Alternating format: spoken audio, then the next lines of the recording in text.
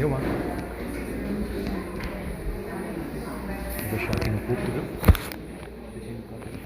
Deixa no canto do púlpito. Já está no jeito?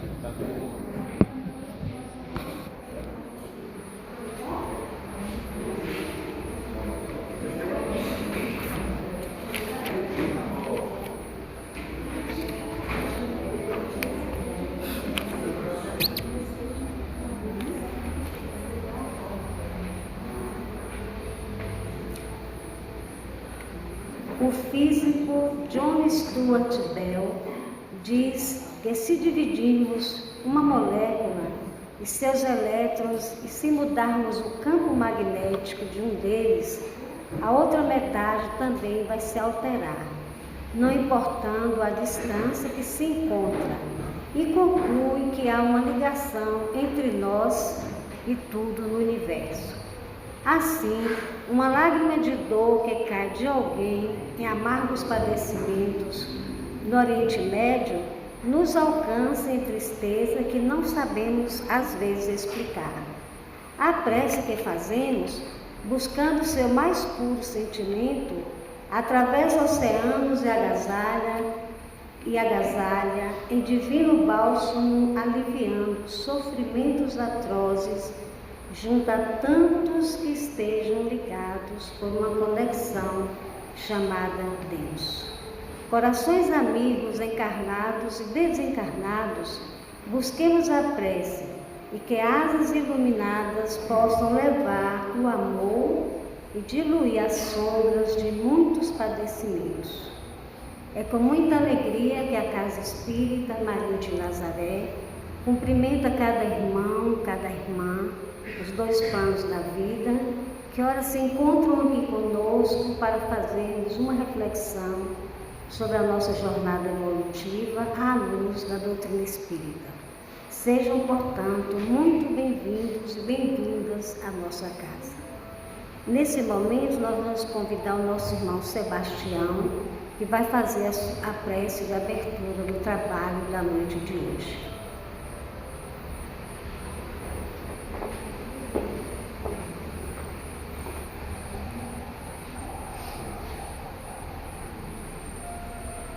Divino Mestre, amigo incondicional de todas as almas, aqui nos encontramos, Senhor, neste santuário de orações, uníssimos em um só pensamento a Ti, Mestre, para rogarmos a Tua bênção, que através da espiritualidade amiga, a espiritualidade de luz que administra esta casa, possamos nós receber as bênçãos divinas, os efluivos benfazejos,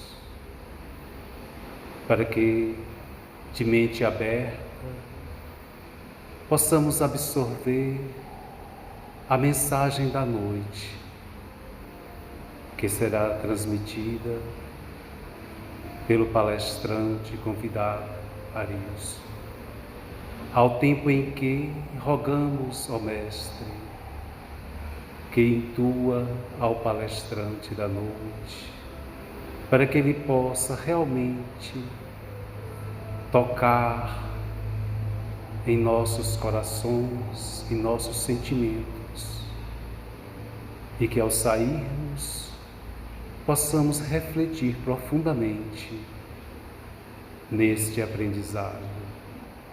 Que a Tua paz, Mestre, permaneça sempre em nossos corações. Que assim seja.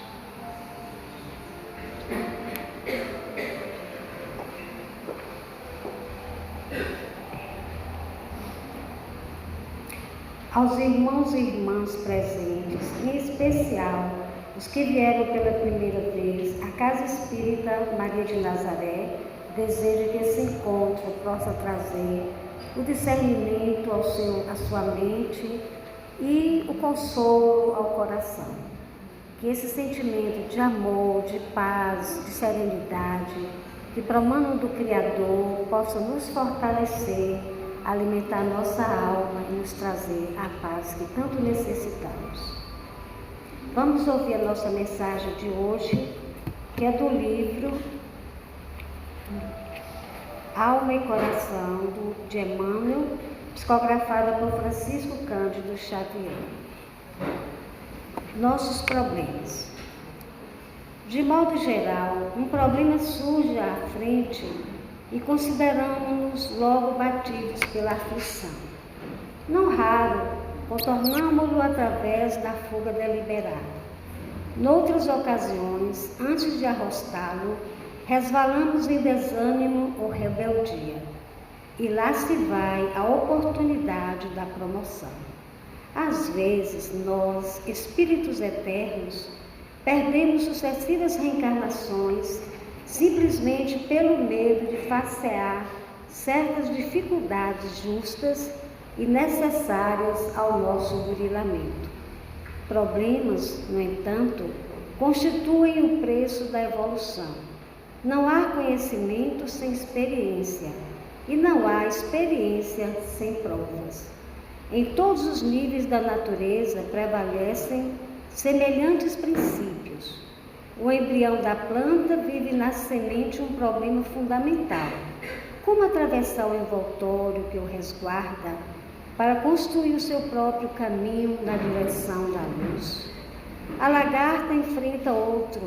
Onde encasular-se para ser borboleta? Não fossem os desafios e exercícios da escola, a cultura, tanto quanto a civilização, seriam tão somente ideias remotas no campo da humanidade. Não te amedrontes ante os problemas que te visitem. São eles recursos naturais da existência, medindo-te a capacidade de adaptação e crescimento. Nunca te certificarias se possuís bastante reservas de coragem, sem obstáculo que te ensina a decifrar os segredos da autossuperação, e jamais saberias se realmente amas sem a dor que te ajuda a desentranhar os mais puros sentimentos do coração. Problemas são sinônimos de lição. Se tens o caminho repleto deles, isso significa que chegaste a maturar a madureza do espírito, com a possibilidade de frequentar simultaneamente vários cursos de aperfeiçoamento no educandário do mundo. Bendiz o ensejo de testemunhar a tua abnegação e a tua fé, porque todo momento de compreender e perdoar, auxiliar e edificar é hora de aprender e tempo de progredir. Os nossos avisos. A próxima doutrinária será com nosso irmão Lucas Henrique Miklos, e falará sobre o tema o autoconhecimento na jornada espiritual. Visite nossa biblioteca e adquira obras basilares da doutrina espírita e outras de autores contemporâneos, que trazem o arcabouço doutrinário e questões da atualidade. A leitura dessas obras contribui para o conhecimento e aprofundamento do Evangelho de Jesus e da doutrina espírita, possibilitando-nos ampliar o entendimento, a reflexão e a prática do amor e da caridade. Festival de tortas em prol do abrigo Nosso Lar. Será no sábado, 6 de abril, no Centro de Convenções de Valdo Pereira Franco. Os ingressos encontram-se com a nossa irmã Yara. Gostaríamos muito de agradecer àqueles que puderem contribuir com essa, não só em degustar essa deliciosa torta, como auxiliar o abrigo Nosso Lar. Jesus, o psicoterapeuta por excelência, advertiu com sabedoria e solicitude que não faças aos outros o que não desejas que te faça. demonstrando que, de acordo com a sementeira, assim será a colheita. A saúde integral, portanto, será sempre o resultado de uma consciência sem culpa, de um coração dulcificado e de uma conduta equilibrada. Saúde mental e resgate do autocuidado é o tema da palestra de hoje, a ser proferida pelo nosso irmão Arilson Ferraz, que é presidente do Centro Espírita Francisco de Assis, palestrante espírita, um amigo muito querido, hoje nosso convidado. Com votos de muita paz, o convidamos para a sua preleção.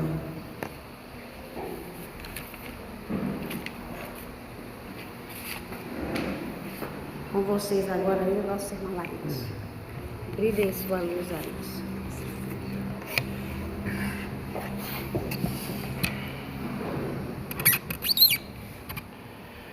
Queridos amigos, queridas amigas, que Deus nos abençoe em mais um evento de espiritualidade.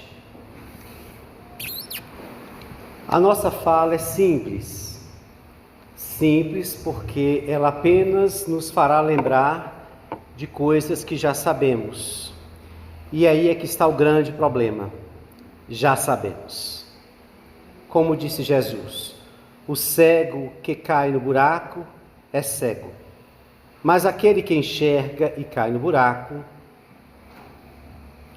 Então, hoje nós vamos falar sobre um ponto que foi abandonado pela criatura humana desde sempre. No momento em que nós saímos das cavernas e visualizamos o mundo lá fora, começamos a partir desse movimento, desse vislumbramento, a abandonar-nos. É claro que a necessidade de sobrevivência nos tirou o tempo e nos levou a uma atenção para fora. Mas também por imaturidade do senso moral, não tínhamos noção de que a felicidade, a paz interior, deveria se tornar prioridade. Por conta disso, transitamos por várias experiências na Terra, sem perceber que a felicidade residia dentro de nós. E nessa ignorância, fizemos todos e a maioria destes investimentos fora, numa interpretação de que a felicidade estava no ter, e a partir daí a criatura se perde profundamente, porque o ter vai nos dando uma felicidade imediatista, e cada conquista um gozo. E por conta disso, fomos construindo esse apego a tudo que está fora, já que tínhamos respostas imediatas. E fomos abandonando esse mundo interior. É claro que a divindade nos enviou ao longo das eras e dos tempos almas nobres para nos lembrar desse mundo interior. Mas a maioria pensou apenas que isso seria de ordem mística. Parar um pouco, pensar na vida interior, fazer uma respiração ali, uma respiração aqui, fazer uma visualização mental e pronto. O resto do dia, o resto do horário seria para as coisas do mundo. E até hoje é assim. A depressão está quase perdendo a corrida para a ansiedade, que graça no mundo inteiro. As pessoas estão com pressa, como diz Joana de Ângeles, de coisa nenhuma. Porque tudo que ela quer deter e pegar, a morte se lhe tomará. E ela sairá daqui, basicamente, a depender dos seus investimentos materialistas, vazia. Procurando no mundo espiritual as bases para a felicidade, quando estas deveriam ter sido conquistadas na reencarnação presente. Reparem bem que nós estamos novamente reencarnando em um planeta de provas e expiações, o que equivale a dizer que nós não estamos numa casa equilibrada. É uma escola, mundo, que traz desafios, provas, expiações, o sofrimento quase que presente o tempo inteiro. A felicidade é rara, a paz interior chega rapidinho e bate em retirada, nos mostrando que Somos almas ainda imperfeitas, em uma escola-mundo onde a grande professora é a dor, e que por isso precisaríamos estar mais atentos para fazer o aprendizado necessário e não ter que sofrer tanto, acelerar o processo em direção à felicidade. Porém, diante das nossas imperfeições, é claro que, antes de reencarnar como políticos atuais, prometemos muitas coisas, porque estamos no mundo espiritual diante das verdades do passado e da necessidade daquele presente para alcançar a felicidade no futuro. Na programação reencarnatória, todos nós estamos lúcidos, sabemos que a programação está toda estabelecida para a corrigenda das nossas imperfeições. Sabemos as pessoas que estarão conosco no nosso seio familiar. Entendemos o papel de cada agente familiar e por que deveremos enfrentar e defrontar várias provas e desafios cotidianos. Tudo isso nos é aclarado na maioria das vezes, para que a gente saia daquele momento de programação conscientes de que tudo aquilo que estaria programado para acontecer numa existência era tão somente para a nossa redenção. Nessa compreensão, ficamos tão tocados pelo mal que fizemos no passado, que nos submetemos a qualquer proposta do mundo superior, contanto que ela nos leve ao reequilíbrio, à restauração, à quitação dos delitos. Só que no momento em que nós reencarnamos, o esquecimento se dá, para que nós tenhamos a sensação de que estamos começando uma romagem nova. E o esquecimento é fazer com que a criatura seja testada em relação a tudo aquilo que ela vai vivenciar como experiências, testes e provas para redimir-se. Nesse esquecimento, é muito comum no nosso nível evolutivo as más tendências de antanho voltarem e o homem velho novamente começar a regir, atualmente, na atual reencarnação. E dessa forma nós vamos esquecendo, claro que tudo se foi esquecido temporariamente, todas as nossas promessas, todos os porquês, e começamos a nos perder dentro da matéria grosseira. E começamos uma vida numa família que não é uma família também equilibrada, porque é uma família de espíritos também imperfeitos, que trará por longo tempo uma educação deficitária, porque as famílias estão destituídas de uma moral elevada. Sendo assim, toda educação é deficitária, traz suas lacunas, traz suas imperfeições. Nenhum pai, nenhuma mãe vai educar o filho de forma plena, porque plenos não estão. Vão apenas passar o que podem, dentro das suas possibilidades, das suas limitações evolutivas.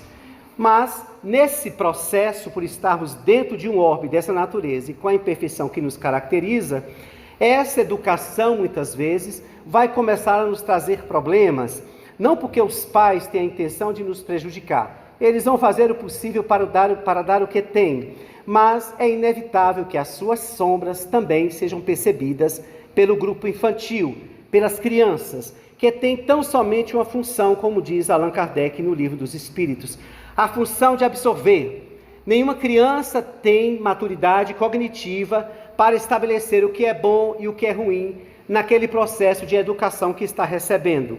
A sua função é tão somente absorver. Então, se ela absorve dos pais propostas, comandos, posturas negativas, essas posturas se lhe instalam na intimidade, ou gerando uma repetição daquele comportamento, ou gerando trauma e conflitos. E esta criança começa a alcançar a adolescência, onde dois desafios vão surgir. As marcas da infância, que muitas vezes traz grandes traumas, e a adolescência, que é um período onde o espírito começa a perceber o que vivera e o que realmente trouxe da existência anterior. É por isso que a adolescência é um período de grandes tumultos, oscilações, porque o espírito começa a perceber todo o seu histórico que trouxera, em forma de comportamento, de natureza, de vícios, de más tendências, começa a espocar na adolescência. Vamos somar isso a uma educação deficitária com conflitos na infância. Isso é do orbe. Nós atendemos pessoas no consultório há mais de 10 anos e todas, atendemos pessoas há mais de 20 anos no centro espírita e todas trazem marcas infantis. Ninguém escapa destas impressões, desses registros. E isso é uma discussão que a psicanálise, a psicologia traz muito claramente. Tanto que há uma especificação de cuidado na psicologia, que é a psicologia infantil. Por que a criança precisa de uma psicologia, de um tratamento psicológico? Para aprender a lidar com aquilo que não tem condição, pois que apenas absorve. E assim nós vamos sendo compostos por essas dificuldades infantis, por esse processo que adquirimos na adolescência, e a depender da maturidade do espírito, ele pode atravessar a adolescência com conflitos, com tumultos, e alcançar a vida adulta de forma mais tranquila, ou não. A depender da fragilidade do espírito, ele pode se perder na adolescência, e a partir dali começar a enveredar um caminho negativo e alcançar dessa forma a vida adulta em total desequilíbrio. Mas por que nós estamos falando dessa trajetória? Para percebermos que vamos absorvendo todos esses processos ao longo do nosso desenvolvimento. Chegamos na vida adulta, estamos refertos de conteúdos, abarrotados de conteúdos, que formatam uma personalidade e que nos levará a nos relacionar. Mas que personalidade é essa? Que perfil eu trago? Não sei. Apenas fui adotando posturas, crenças, ou imitando pessoas, ou imitando exemplos ou referências, e me moldei daquela forma. Sim, e o que você acha de você? Bem, naturalmente o ego vai tentar nos trazer as melhores qualidades para nos definir.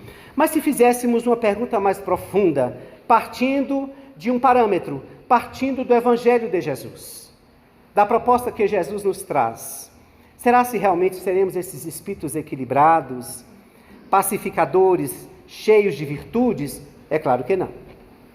E por que nós chegamos à vida adulta dessa forma e continuamos mantendo esse comportamento? Porque não há para nós ainda um comportamento necessário que deveria surgir de há muito tempo. Uma preocupação consigo mesmo em relação à proposta de melhorar-se. Então, nós estabelecemos um perfil e dizemos, eu sou assim, quem quiser que me engula. Mas quando a gente se torna espírita, vamos percebendo que nós precisamos evoluir. A reencarnação foi para evoluir. E Joana de Ângeles vai dizer, o espírito que reencarnou e não está evoluindo, está equivocado na Terra. E a lei providenciará impulsos compulsórios para que ele desperte e cumpra a tarefa que veio fazer. Do contrário, se estagnar, entrará numa próxima reencarnação com problemas muito maiores. Então, o que aconteceu conosco até a vida adulta? Nós simplesmente fomos absorvendo uma construção externa, nós fomos nos construindo a partir das informações, das experiências, dos modelos, das crenças emitidas. Pronto, colhemos e formamos um autoconceito. A psicologia trabalha muito essa questão do autoconceito. Mas quando a gente estuda Joana de Ângeles, nós vamos percebendo que claramente o autoconceito nada mais é do que um montante de coisas que fomos pegando ao longo da trajetória no corpo. E significa dizer que muitas dessas percepções e de tudo aquilo que foi adotado, na verdade nos compõe como uma camada de máscaras. O autodescobrimento, a proposta que ela nos traz e que tantos outros grandes espíritos trouxeram, é nos despir dessa canga, dessas cascas e nos enxergar realmente como somos, dentro de um trabalho contínuo. É claro que nós somos a soma de todas as reencarnações que tivemos. Não dá para termos uma noção exata de quem somos, mas o caminho é este, para tentarmos interpretar o que realmente trazemos e o que realmente precisa ser mudado, o que realmente precisa ser mantido, o que realmente precisa ser acrescentado. Então, a criatura, desmerecendo este caminho interior, ela vai dar os braços aos comprometimentos da saúde mental. Todos esses dramas que a criatura humana enfrenta hoje no campo da saúde mental advêm de vidas descuidadas, advêm de passados delituosos, de esquecimento de uma proposta de equilíbrio, de amor, e passou a simplesmente buscar o seu primeiro lugar, independente de quem estivesse à sua frente. Malbaratou todas as leis de respeito, de amor, de fraternidade, de solidariedade, e compôs uma busca de felicidades, no plural, né? Porque felicidade, no singular, esta demora um pouco. Porque advém de um espírito que desperta, entende o que está fazendo aqui, estabelece um programa de renovação, o mantém e assim sucessivamente vai despertando a consciência para perceber que o reino dos céus está dentro e não fora. E nessa consciência ele se planifica, e cada vez que vai se planificando, ele vai abandonando tudo aquilo que não lhe causa bem. Ele, por amor a si, vai elegendo o que pensa, o que fala e o que faz, formatando um novo padrão de comportamento, lhe garantindo plenitude. Nós ainda não estamos nesse patamar. Nós estamos ainda caminhando lentamente, caímos, levantamos, mas o importante não é seguir reto, porque é impossível agora. A nossa sombra não nos deixa seguir continuamente numa linha de bem. Mas o que é importante é entender que temos uma função particular. Que função é essa? Somos seres individuais. As pessoas que estão conosco não poderão nos ajudar. Elas têm tão somente a função de nos estimular, ou pelo amor, ou pela amizade, ou por tudo de bom que elas podem fazer. Ou muitas vezes também aqueles que nos querem mal também têm função, como diz Emmanuel. Ele passa a ser um fiscal precioso que nos aguça a atenção e que muitas vezes pode estar assinalando coisas, mesmo de forma grosseira, que são verdadeiras. Se eu quiser crescer, diz Emmanuel, eu passarei também a ouvir os desafetos, as pessoas que me criticam. Vai que, na sua fala, há alguma verdade ou que eu desconheço, ou que eu não quero assumir. Se eu tenho tanta vontade de crescer e ser feliz, é forçoso então que eu também dê ouvidos a esses ditos desavisados, inimigos, antipáticos. Muitas vezes, na sua ira, ele é um inimigo do passado que nos conhece às vezes mais do que os próprios familiares, por ter convivido conosco em aventuras de comparsas. E quando muitas vezes ele nos ataca, ele pode estar falando uma verdade sobre você. Sem perceber, ele pode, se você quiser, ele pode ser alguém que lhe apresenta um raio-x moral. E se você se atentar, ele pode estar dando dicas para você se corrigir. Então, quando ele acha que está te destruindo, ele está te dando pistas morais que você percebeu que são reais. Aquelas que não forem, é melhor abandonar. Não vale a pena, como diz Paulo de Tarso, né? Analisar tudo e reter o que é bom. E às vezes uma fala negativa com uma verdade contundente é boa.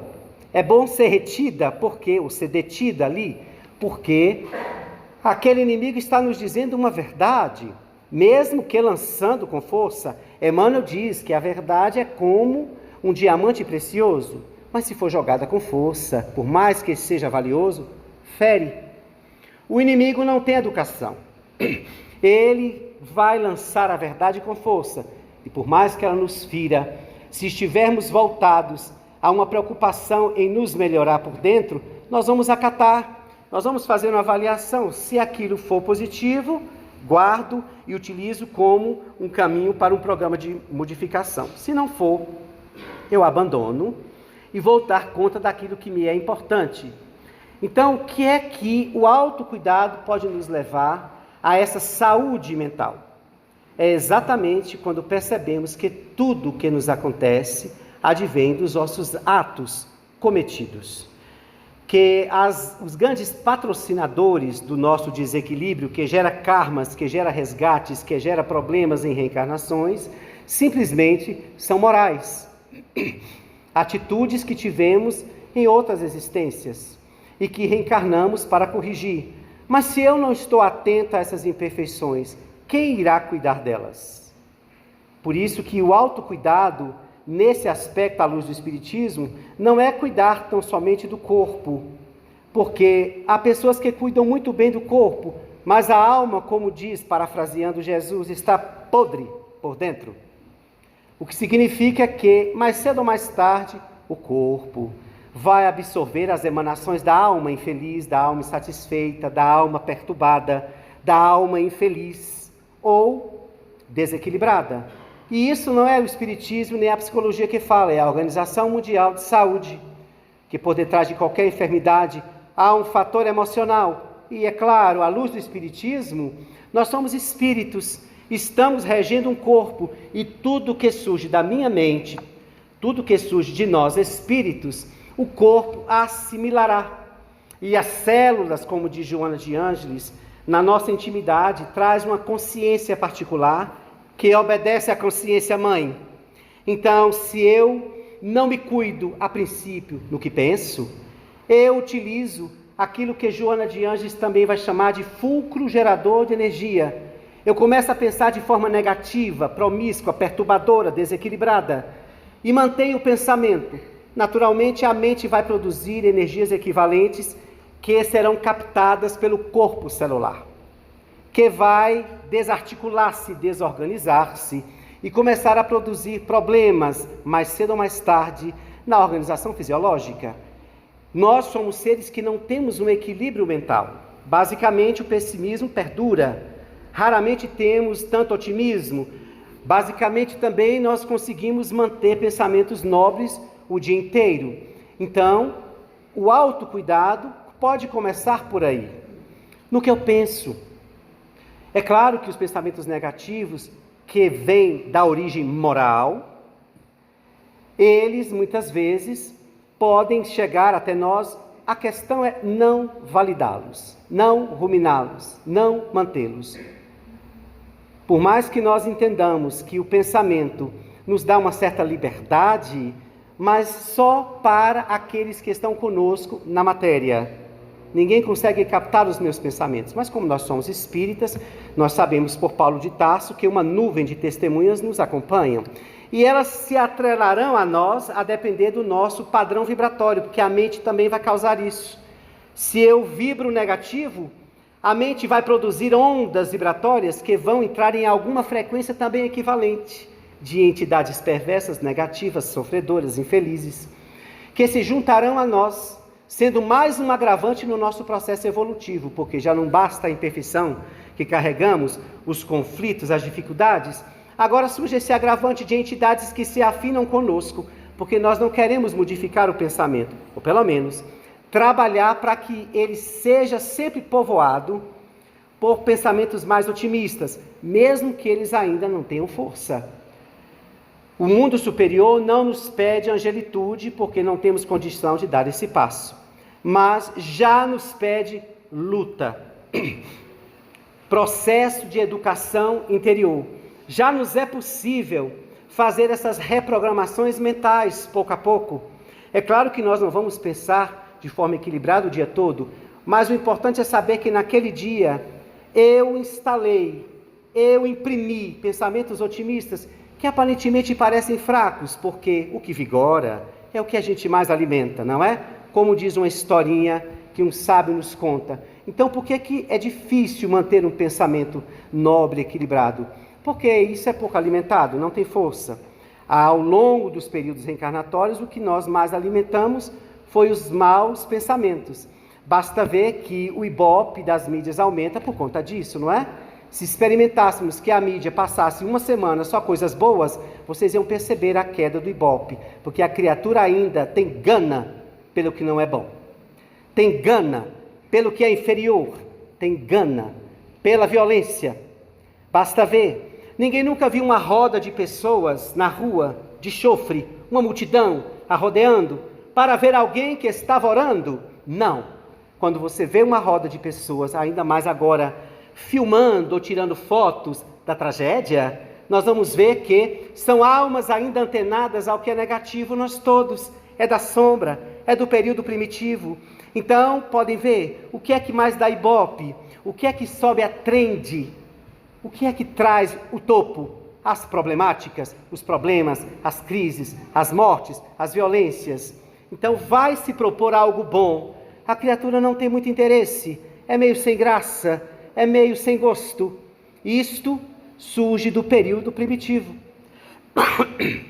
Então, é um trabalho produzir um pensamento otimista. Dá trabalho, mas nós não estamos aqui, não é para a educação de nós mesmos, para o autocuidado, se tudo surge do pensamento. Então, eu preciso tomar cuidado com o que eu penso, porque disse Jesus que o pensamento também é uma ação.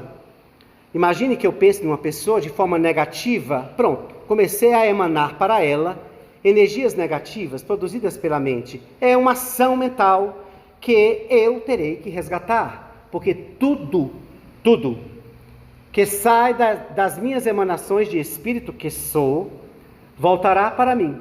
Então a pessoa que se cuida, que se ama, ela se precata, ela começa a evitar produzir energias negativas em relação aos outros. Por isso que a doutrina nos propõe, a proposta de Jesus nos propõe, desenvolver o amor para não termos ressentimentos, mágoas, raiva, ódio, desejo de vingança. Por quê? Porque isso é jogar contra si mesmo. Toda vez que nós destilamos um sentimento negativo para outro, é só esperar que a lei de ação e reação devolverá a você tudo aquilo que foi emanado. Como diz Eurípides Bassanufo, a contabilidade divina anota tudo de segundo a segundo. Então, se eu começo a me preocupar com o que penso, com os pensamentos que rumino, eu começo a fazer esse trabalho por amor a mim.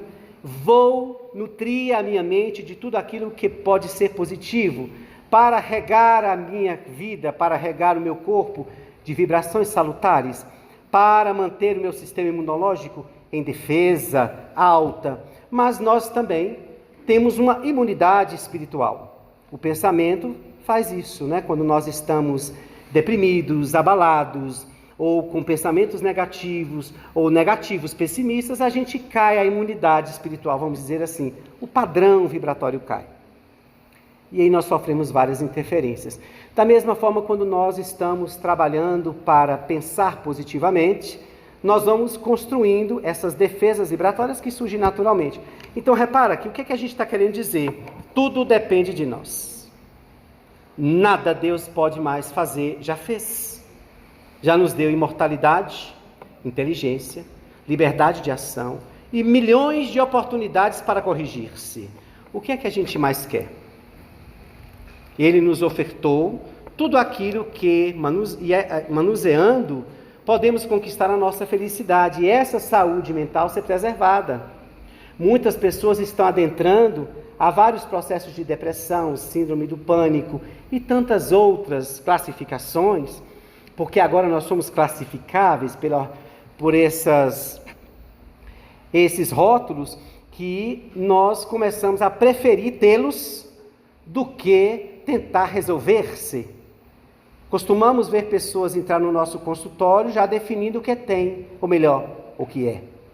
Eu sou depressiva. Não, eu tenho a síndrome do pânico, como se estivesse dizendo, estou trazendo a justificativa para ser e fazer o que faço. E aí surge a psicanálise dizendo, sim, o sujeito fica onde aí? Debaixo, sob o jugo de um diagnóstico? Então o sujeito morre e começa a obedecer os ditames da psiquiatria? Vamos pensar. Então ele morre? Não está se desclassificando a psiquiatria. Mas a criatura, por ignorância, ou talvez por uma desculpa de poder justificar seus equívocos, ela está pegando os diagnósticos e dizendo, sou assim e assim a vida me leva. E aí eu tomo os medicamentos e sigo assim. Sim, e o que é que você está fazendo em relação a isto? Essa pergunta inquieta as pessoas. Por quê? E aí no olhar da doutrina espírita, nós somos espíritos. O que é que você está fazendo em relação a você? Esse quimismo cerebral não pode modificar-se? Será mesmo? Será que nós conhecemos as potencialidades que trazemos ou que trouxemos? Será mesmo que a criatura tem consciência de que ela é filha de Deus? E que nela jaz todos os seus atributos, o que equivale a dizer que há em mim toda a potência divina. E por falta de autocuidado, de autorreconhecimento, eu não utilizo esse poder que pode modificar a minha estrutura física. Eu posso fazer muitas áreas do cérebro voltar a funcionar com os seus devidos neurotransmissores, eu posso produzir a autocura, mas isso é tão raro ouvir dizer isto. É tanto que hoje, quando isso acontece, os médicos costumam dizer, realmente foi Deus, realmente foi um milagre, realmente uma coisa assim, nova. Por que não podemos um dia pensar assim, não, foi autocura? O Espírito agiu sobre a matéria, mas isso está muito longe de nós. E por estar longe, é importante que comecemos a utilizar as potências que trazemos. E principalmente o que se pensa, o pensamento. E através disso, vamos cuidando dele, para que ele possa nos ajudar a manter este corpo mais saudável possível. Ou se tiver alguma enfermidade, que este pensamento a paralise, a leve a estagnar-se, ou a perder força, ou não nos alcançar de um todo, para podermos viver o máximo que pudermos, através de um pensamento mais lúcido, mais saudável. E descemos para a área da palavra, que é outro autocuidado que precisamos ter, porque também a energia na palavra tem força, porque nós estamos produzindo energia. Quem é que está falando aqui? É o Espírito. Então, tudo que o Espírito faz, todo o movimento do Espírito é energia. Então, quando eu digo você não vale nada, você não presta, cale a sua boca, porque você é burro. Estou dando exemplos pequenos, aqueles que costumamos falar para as crianças, né? Saia daqui, você não sabe de nada, cale a sua boca, você não presta, você é burro, você é ignorante, você é igual um cachorro. A gente escuta isso nos registros dos adultos, ditos pelos pais, pelos cuidadores, pelos avós, como se fossem comandos que não alcançassem aquele que só absorve. E ele cresce e se torna burro, incompetente, desavisado e infeliz, porque registrou o comando. E como vinha de referências, ele disse, então, se eles disseram, é porque é verdade. Então eu começo a ter um complexo de inferioridade, eu começo a ter uma incapacidade, um medo de vencer desafios, eu começo a ter vários transtornos, e aí a gente vai vendo que é a criatura que não administrou a si. E a palavra, ela tem peso. Ela tem peso. Então vamos ver o que a gente está falando para as pessoas. É outro trabalho, porque nós já temos um grande hábito que é a maledicência. Não é? Muitas vezes, ela está sempre nas rodas de conversa, sempre surgirá alguém para se falar. É um hábito nosso, que precisamos ir corrigindo, porque cada vez que a gente fala algo e continua falando, da mesma forma a mente vai agir e produzir uma energia em que nós estamos ali produzindo. E aí a gente lembra de Jesus dizendo, olha, ao invés de olhar o argueiro que está no olho do outro, cuide da tua trave. Então cuidar da vida alheia é perda de tempo. Daqui a pouco a morte chega ali na porta e nos leva. E aí? Olha, eu perdi tempo, fazendo o quê? Cuidando da vida alheia, apontando as pessoas que são erradas e são certas, mas você perdeu tempo, você não sabe que você é uma individualidade e que deveria fazer um caminho único e particular para redimir-se? Foi dar conta da vida alheia? Foi ficar anotando o que os outros fazem? Por que isso? Perdeu as horas, perdeu o valor do tempo, agora você vai ter que voltar para poder fazer a tarefa que veio. Então, a nossa grande missão é esta, corrigir-nos. E a pergunta que já nós podemos fazer, e aí? Faça um balanço, como se faz numa empresa que se preze? Um balanço. Vamos ver os gastos, os prejuízos, as demandas, a evolução. Podemos fazer. Vamos voltar um pouco atrás? Principalmente depois que nós conhecemos o Espiritismo. E aí, mudou o quê? Pode fazer sua pergunta. Está cada dia melhor? Mais feliz? Mais ameno? Paciente, tolerante, humilde, caridoso? Está mais fraterno? Não são perguntas minhas, são perguntas de André Luiz, em um texto chamado Examinemos a Nós Mesmos. E ele vai dizer, a alma que não avança em 3 anos, ela está estagnada e criando um grave problema para o futuro. Então, para examinar se estamos melhorando, vamos ler essa mensagem de André Luiz, que pergunta, está cada vez mais aberto para as coisas espirituais?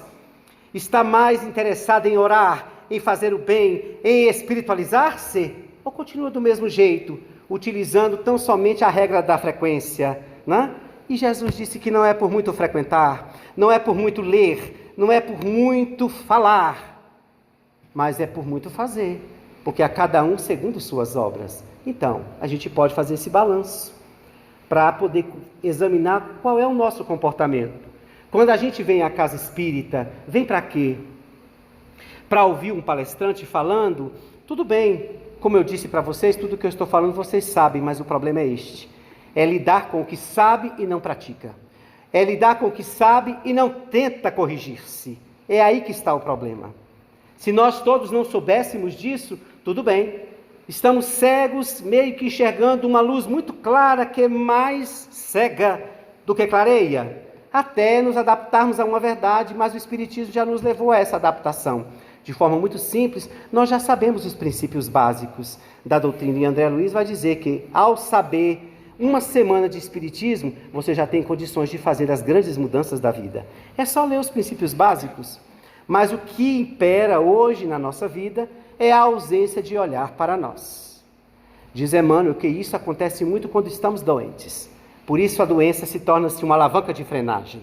Ela nos detém para dizer, repense, para o corpo, né? Para o trabalho, detém problemas, processos, e a pessoa fica, a lei dizendo, pensa um pouco, reveja, analisa o teu comportamento, o caminho que está trilhando.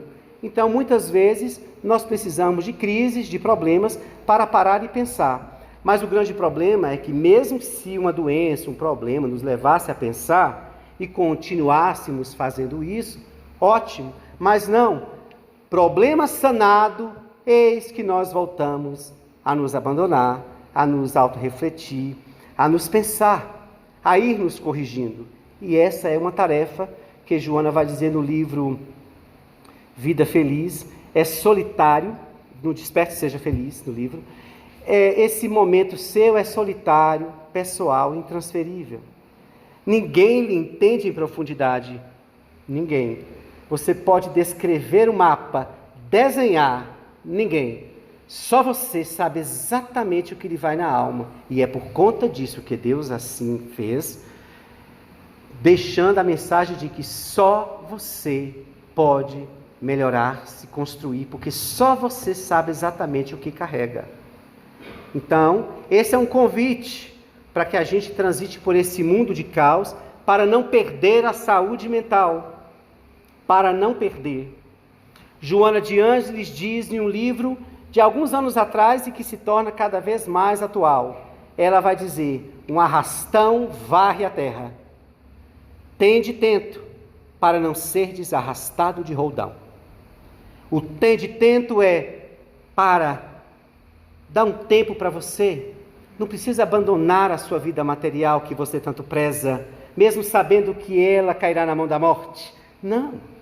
Detém 10 minutos, 15 minutos e só pensa em você, no que você veio fazer, no que você precisa melhorar, no que você precisa corrigir, naquilo que você já conquistou de bom, naquilo que você melhorou, mas dê um tempo para você, o que custa.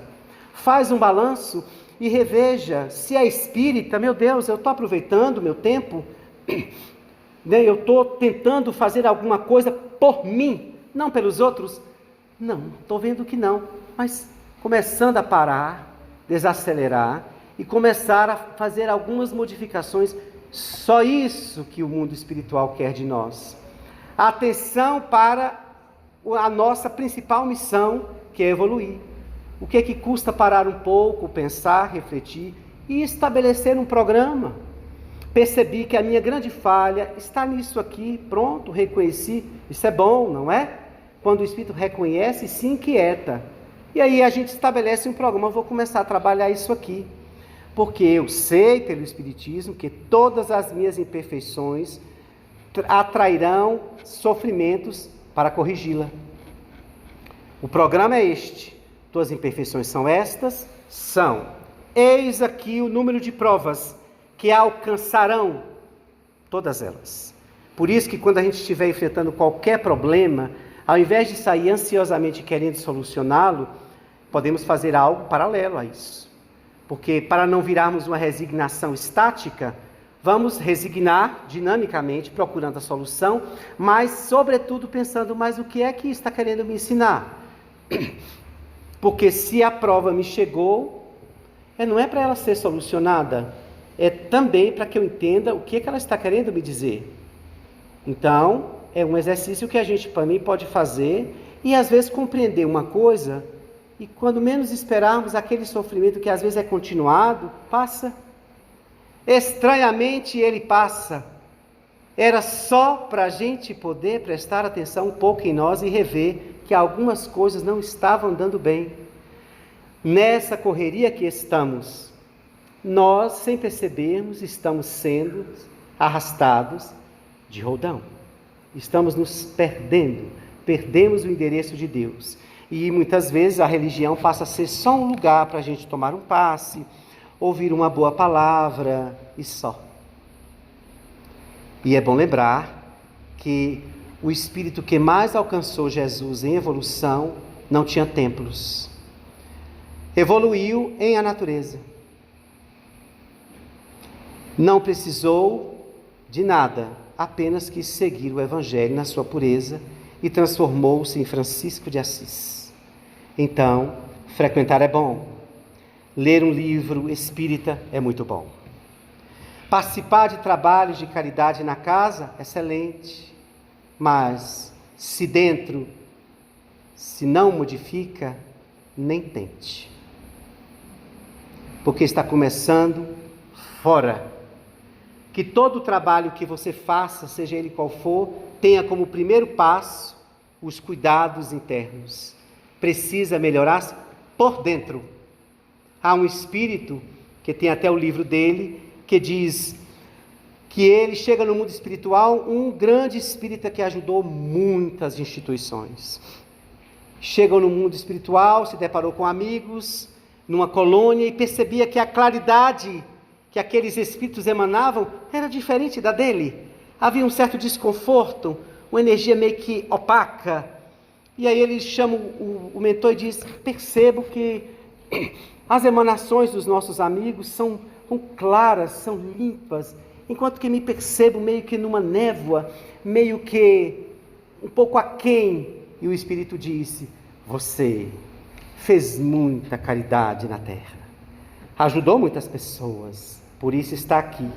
Enquanto a esta parte que é desconfortável, foi porque você esqueceu de fazer as mudanças internas. E André Luiz vai dizer: estagiarás no mundo espiritual, na estação vibratória equivalente ao seu estado interior.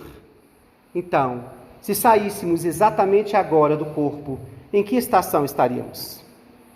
Em que vibração iríamos mergulhar? E tudo isso é importante, não é? Mas o que se torna mais importante como desafio para encerrar a palestra é conseguirmos sair por aquela porta, sair do Maria de Nazaré e levar a reflexão. E mantê-la hoje, amanhã e sempre. Esse é o nosso grande desafio. Estamos ouvindo muito e assimilando e carregando pouco. Por isso que a terra urge em dor, porque ainda está sendo a única linguagem para a criatura tomar tento de si mesma. O gozo a enebria, o gozo a leva a fantasiar-se, o gozo a faz esquecer o tempo que passa. A dor precisa chegar, infelizmente, para fazer a alma repensar sobre os deveres que deveria cumprir ao longo dessa existência. Então, que partamos para a nossa saúde mental, para a nossa saúde espiritual, esta prática que pode ser exercitada. Vamos pensar em nós, estabelecendo um programa, cada dia fazendo uma mudança aqui e acolá. Precisar de ajuda, procure alguém, procure um livro, leia, mas assimile, porque a verdade chegou, está despida de qualquer coisa que venha obstar a verdade.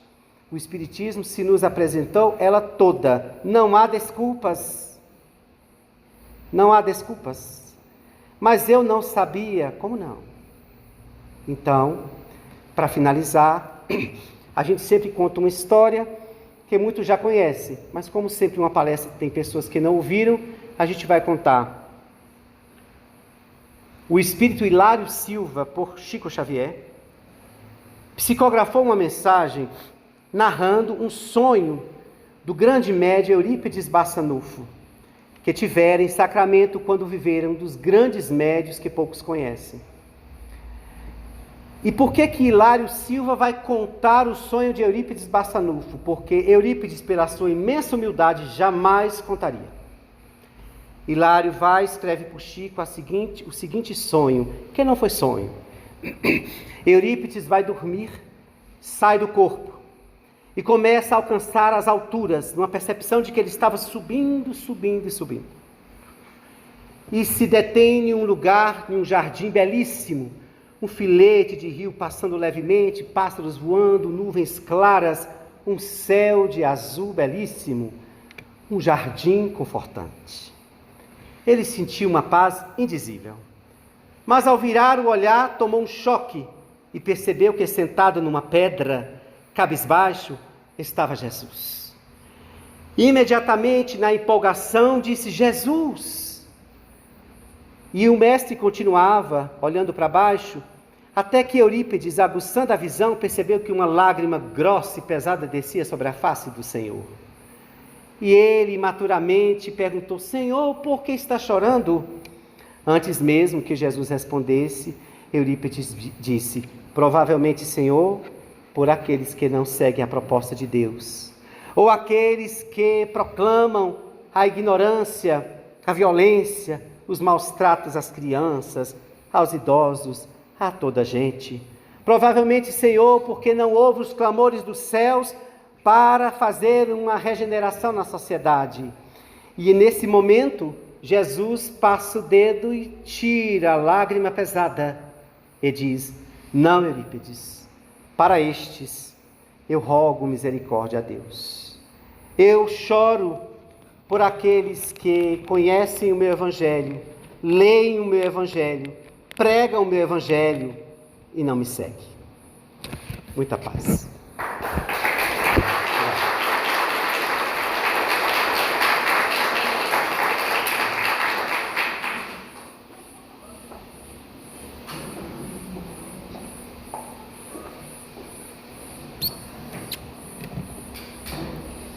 Casa Espírita Maria de Nazaré agradece ao nosso irmão Arilson pela sua excelente palestra, desejando a ele muita saúde, muita disposição para continuar realizando esse trabalho maravilhoso de divulgação da doutrina, de reflexão para nós ouvintes. Que Deus lhe abençoe, lhe dê muita saúde e paz. Nesse momento, continuemos em sintonia com o alto. Nós vamos receber o passe, e aqueles que tiverem um ente querido que esteja doente, ou do corpo, ou da alma, com as mais diversas enfermidades, solicitamos que o mentalize, que peça a espiritualidade que aqui se encontra, para que possa levar os efluentes de paz, de conforto, de resignação, de tranquilidade, de fé a eles.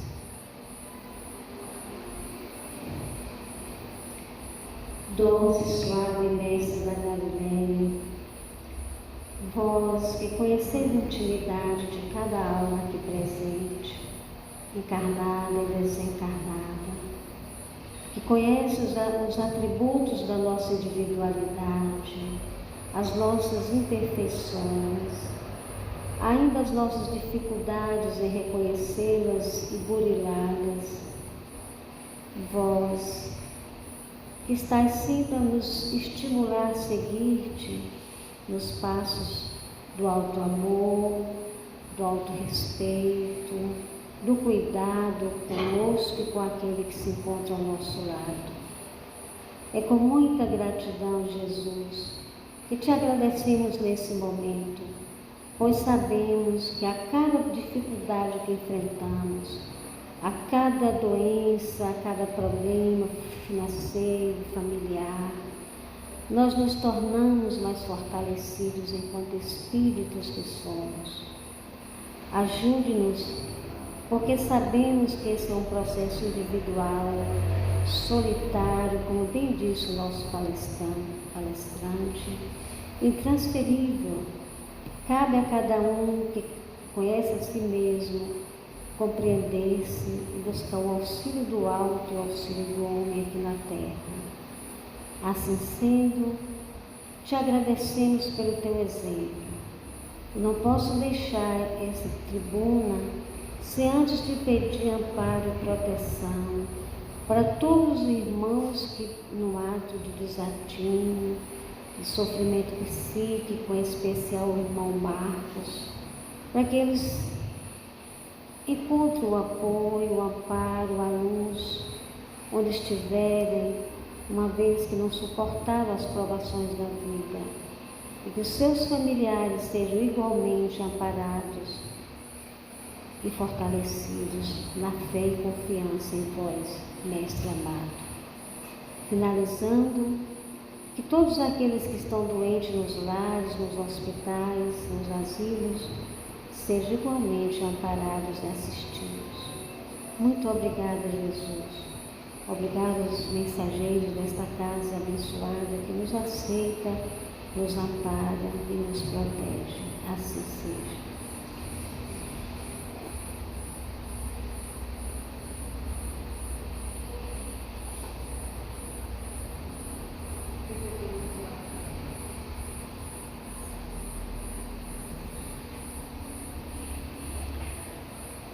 O Papa Francisco, em uma de suas mensagens, ele disse que não há uma família perfeita. Assim como não há o cônjuge, não há o filho, nós somos imperfeitos. Mas que nessa comunhão em casa, ou no lar, ou no trabalho, enfim, onde estivermos, possamos nós ser esse mensageiro de paz, de pacificação, de alegria, de entusiasmo, de fé, de esperança, porque nós podemos ajudar uns aos outros. E à medida que vamos ajudando, nós somos igualmente ajudados.